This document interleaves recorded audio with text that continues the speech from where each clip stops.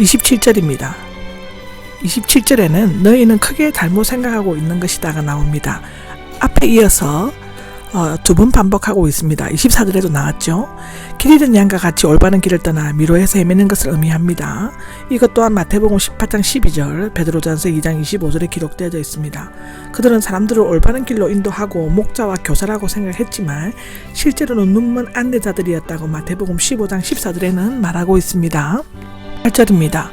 28절에는 율법학자들 가운데 한 사람이 나옵니다. 그는 바리새인들 중 한 사람이며 예수님께서 사두개인들과 더불어 부활 문제에 대해 잘 대답하시는 것을 보고 예수님께 가장 첫째가 하는 계명에 대해서 물었습니다.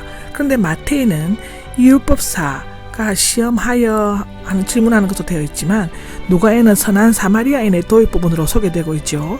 아마도 율법학자, 즉 율법사는 예수님께 호감을 가지고 있었지만 그는 시험해보고자 하는 의도를 가지고 있었고 이에 대해 답변하시면서 선한 사마리아인에 대해서 말씀하셨을 것이라고 기록되어져 있습니다. 모든 계명들 중에 첫째가 하는 계명이 무엇입니까? 라고 하는데요. 당시 랍비들은 참 종교에 있어서 가장 강조되어야 할 사항은 의식인가 도덕인가, 의식과 의로움 중에 어느 것이 더 중요한가 등의 논쟁거리가 되어 있었다고 하는데요.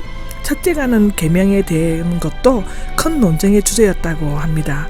이에 대해서는 마태복음 22장 36절을 보시면 되고요.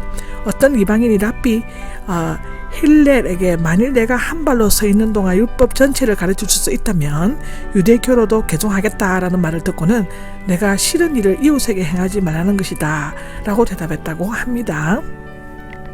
29절에 보면 이스라엘아 들으라가 나옵니다. 마가는 예수님의 대답 서두 부분에서 유대인들의 신앙 고백인 세 말을 인용하고 있는데 이것은 신명기 6장 4절에서 5절에 나옵니다. 유대인들은 아침과 저녁으로 세 말을 암송하였는데 세 말한 뜻은 들으라는 뜻으로 첫 글자에서 비롯되었다고 합니다. 주 우리 하나님은 오직 한 분이신 주님이시다 라고 하시죠. 이것은 제1계명의 중심이었는데 유대인들에게 있어서 하나님에 대한 신앙의 대전제는 하나님의 유일성을 받아들이는 것이며 신앙의 출발점은 그것을 고백하는 것에서 시작되는 것이었습니다. 하나이시며 나눌 수 없는 하나님은 우리에게 나누지 않는 사랑과 충성을 요구하십니다. 10절에 보면 마음, 목숨, 정신, 힘이 나옵니다. 마태에는 힘이란 말이 없으며 히브리 본문에는 마음, 목숨, 즉 영혼, 힘은 이해, 목숨, 힘으로 되어 있습니다. 이 세 가지 단어는 단지 말을 중복하는 어법에 지나지 않으며 본질적으로는 인간의 전 인격과 모든 정성, 온갖 능력을 강조하는 표현에 지나지 않는다고 하는데요. 즉 우리가 가진 모든 것을 가지고 하나님을 사랑해야 한다는 것입니다. 31절입니다. 31절에는 이 계명들을 보라 더 큰 계명은 없다가 나오죠. 마가만이 덧붙이고 있습니다. 하나님을 사랑하는 것은 사람에 대한 사랑의 유일한 안정과 영원한 기초가 된다고 하는데요. 하나님에 대한 사랑에 기초를 두지 않는 사람에 대한 사랑은 자기 만족, 이기주의 및 감상의 유혹에 빠지기 쉽다고 합니다. 레위기 19장 18절에 내 이웃은 이스라엘 사람을 가리키고 있지만 예수님은 이방인을 포함한 모든 사람들을 포함시키고 있다고 마태복음 5장 43절, 누가복음 10장 29절에서 37절까지 얘기하고 있습니다. 32절과 33절에는 율법학자의 응답은 마가에만 기록되어 있습니다. 이 사람은 참 교사이신 예수님이 보여주신 예리한 영적인 안목을 높이 평가했으며 또한 그 대답이 옳다는 것을 인정하였습니다. 그는 하나님과 이웃을 사랑하는 것이 모든 예식이나 의식보다 더 가치가 있다고 고백함으로써 자신의 진실된 통찰을 보여주었습니다. 참된 신앙은 율법을 구실로 삼아 형식적으로 하나님을 믿고 예배드리면 되는 것이 아닙니다. 형식적인 게 절대 아닙니다. 무엇보다도 중요한 것은 영의 문제이며 진심으로 행하고 있느냐에 있다고 하는데요. 겉으로 보여지거나 겉모습이 아니라 마음속에 온 마음을 다하는 정성입니다. 마태복음 5장 43절에서 47절을 보시면 되고 누가복음 10장 29절에서 37절을 보시면 됩니다. 34절인데요. 34절에 보면 지혜가 나옵니다. 지혜롭게가 나오는데 이해력, 지성과 가지다의 합성입니다. 슬기롭게, 적절하고 재치있게를 의미하는데 너는 하나님의 나라에 멀리 있지 않다는, 그는 하나님 나라에 매우 가까이 있다기는 했지만 아직 그것을 소유하지는 못했다. 왜냐하면 그는 하나님 나라로 이끌림을 받을 수 있는 분별력과 지혜를 가지고는 있었지만 아직 그리스도를 통한 하나님의 통치를 믿음으로 완전히 받아들이지 않았기 때문이다. 그렇지만 당시 교만하고 유선적인 율법학자들 가운데 그 정도의 생각을 가지고 있었던 것은 놀라운 일이 아닐 수 없다. 예수님은 처음부터 사람을 외모로 판단하시거나 편견을 가지고 대하지 않으셨다.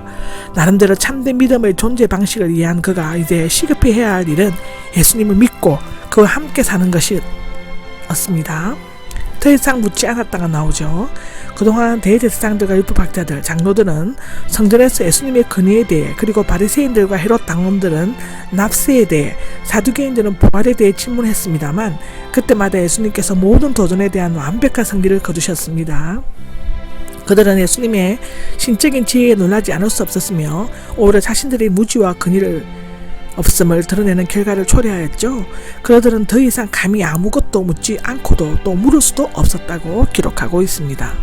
35절과 37절에는 그리스도는 누구의 자손인가에 대해서 말하는데요. 35절을 보면 성전에서 가르치실 때 병행 구절에는 바리새인들이 모였을 때라고 마태복음 22장 41절에는 나옵니다. 저희에게는 누가복음 20장 41절로 되어 있는데 예수님께서는 성전, 즉 성전구에게 공개된 뜰 안에서 저희, 즉 백성에게 가르치셨고 그곳에 바리새인들도 있었던 것 같습니다. 대답하여 말씀하셨다가 나오죠. 누군가가 질문을 제기해서 답변하신 것이 아니라 사람들이 교훈 듣기를 원하는 것을 아시고 그것에 응답하여 말씀하셨다는 것이라고 합니다. 10절에는 다윗의 자손이 나옵니다.